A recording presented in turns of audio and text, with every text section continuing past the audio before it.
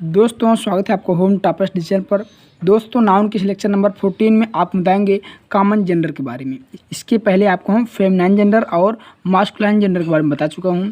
Playlist बनाया है, वहाँ पर जाएंगे तो आपको सब वीडियो स्टेप टू स्टेप मिल जाएगा। जितने वीडियो हैं सबको आप एक तरफ से देखेंगे, स्किप नहीं करेंगे तो मैं गारंटी देता हूँ कि आपको इंग्लिश में कोई दिक्कत नहीं होगा। प्लस आपको कंपटीशन का मैथ भी दिया जा रहा है, ठीक ना। यानी इस चैनल पर आपको सभी सब्जेक्ट मिल जाएंगे।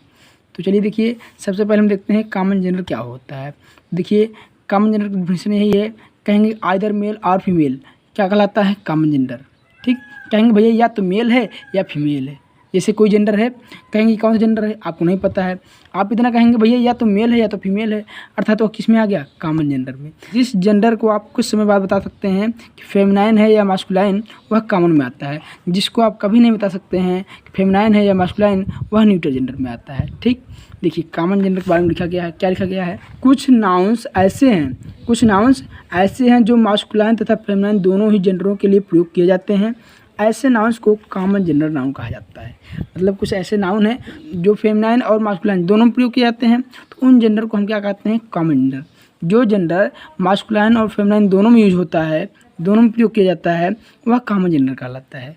अब देखिए कौन कौन से कॉमन जेंडर हैं। देखिए यहाँ पर टेबल में लिखा गया है, इसको आप जरूर नोट कर लीजिएगा या इसका स्क्रीनशॉट ले लीजिएगा, जैसे भी आपको अच्छा लगे। ठीक, लेकिन इसको भूलिएगा मत, क्या है एक बार मैं पढ़ दे रहा हूँ। ठीक, advocate, baby, cook, dancer, doctor, fool, helper, leader, librarian, musician, orphan, politician, singer, teacher, artist, child, cousin, dealer, driver, foreigner, infant, lecturer, mechanic, neighbour, parent, professor, speaker, teenager, assistant, clerk, criminal, decorator, enemy, friend, inhabitant, guest, minister, novelist, person, pupil, sports, typist, author, client, cyclist, designer, engineer, guest, lawyer, helper, monarch, orator, player, reader, monarch,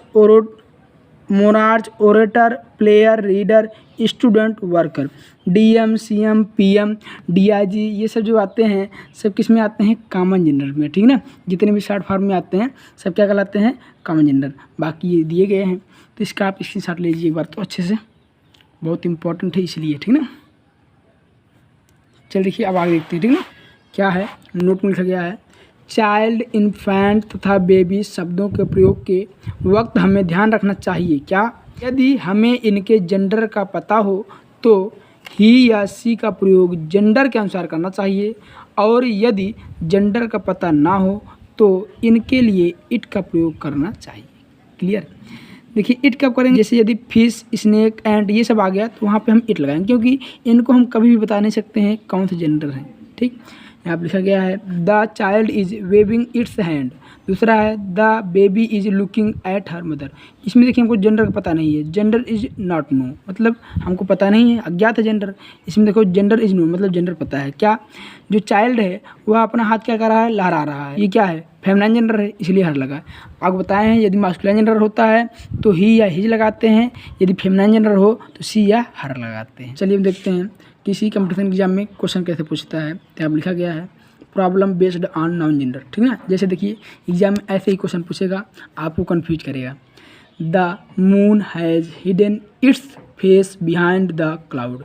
the moon has hidden his face behind the cloud, मतलब सब वही है, बस यहाँ पे it's किया है, यहाँ पे हिज किया है, यहाँ पे हर किया है, यहाँ पे दियर किया है। तो इसमें केवल सी वाला सही है, बाकी ये तीनों गलत है। कहेंगे सर इतनी आसानी से हम कैसे बता देंगे, सब सेम है, बस यहाँ पे कंफ्यूज किया है, कैसे यही होगा बाकी सब क्यों नहीं होगा। तो भैया उसका एक कॉन्सेप्ट है, कॉन्सेप्ट समझिएगा।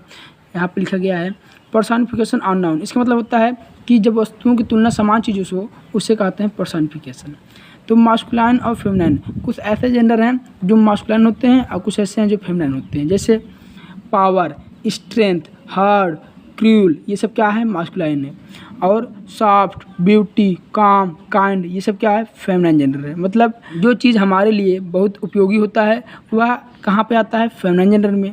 देखिए यहाँ पे कुछ आपको टेबल में लिखा गया है जो मास्कुलाइन जेंडर है और कुछ लिखा गया है जो फेमिनाइन जेंडर है, इंपॉर्टेंट है। जैसे the sun, time, death, winter, thunder, ocean, love, war, wine, summer, wind, danger, ये सब किस में आते हैं?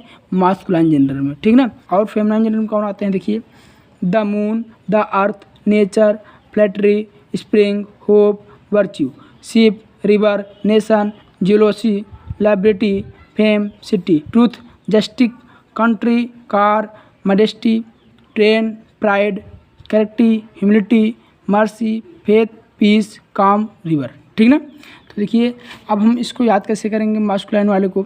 इसके याद करने का तरीका ये है कि जिससे सुकून ना मिले, मतलब कुछ ऐसे वर्ड हैं जिससे हमको सुकून नहीं मिलता है। जैसे देखिएगा, सूर्य से सुकून नहीं मिलता है, बहुत गर्मी होती है, ठीक है ना।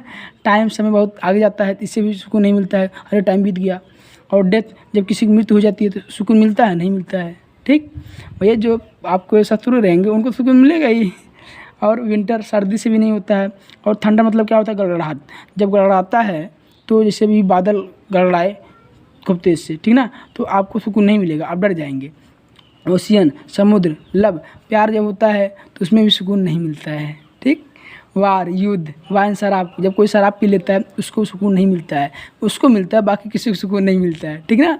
इसलिए ये भी क्या आएगा? मास्कुलाइन में आएगा। समर, गर्मी, वाइन, जब हवाएं तेज चलती हैं तो उससे भी क्या होता है? सुकून नहीं मिलता है। डेंजर, जो चीज़ खतरनाक हो, ठीक। तो ये सब किस में आएंगे? मास्कुलाइन जेंडर में आएंगे। बाकी ये सब आएंगे फेमिनाइन जेंडर में, ठीक। ये फेमिनाइन जेंडर को कैसे याद करेंगे? कहेंगे जो चीज़ें बहुत उपयोगी होती हैं तो उसे हम कहेंगे फेमिनाइन जेंडर में आते हैं, ठीक ना। चलिए देखते हैं किसी भी कॉम्पिटिशन एग्जाम में क्वेश्चन कैसे पूछेगा, ठीक ना। इन सबसे, if a collective noun use as singular body it या it's is used, if a collective noun use as plural body there is used, मतलब यदि कलेक्टिव नाउन का यूज हम सिंगुलर बॉडी लिए करें तो वहाँ भी कर सकते हैं, यदि प्लूरल के लिए करें तो वहाँ भी कर सकते हैं। जैसे the jury were divided in their opinion, the jury was united in its opinion. तो यहाँ पर देखिए सबसे में बस यहाँ पे वाज है, यहाँ पे वेयर है। हम बताएं आपको, जो डिवाइडेड है ये आपका प्लूरल में आता है इसलिए यहाँ पे वेयर लगा है, यूनाइटेड सिंगुलर में आता है इसलिए यहाँ पे वाज लगा है, क्लियर। इसके अकॉर्डिंग ये नहीं लगा है, इन सब के अकॉर्डिंग लगा है, इसलिए दोनों सही है।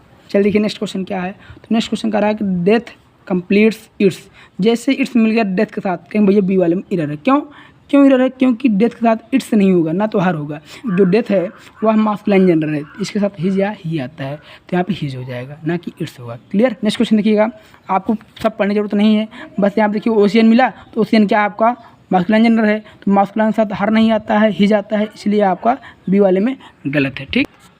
चलिए नेक्स्ट क्वेश्चन देखते हैं। तो नेक्स्ट क्वेश्चन देखिए आपका मिला मून, तो मून क्या है?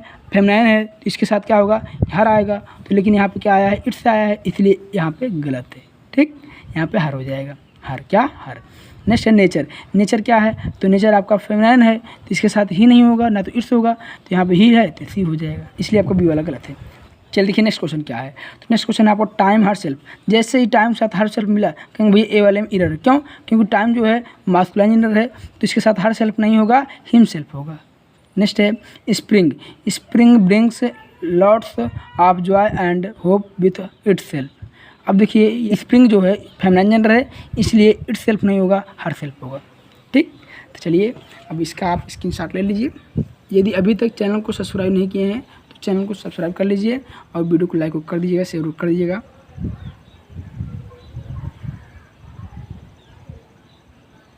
Thanks for watch my videos.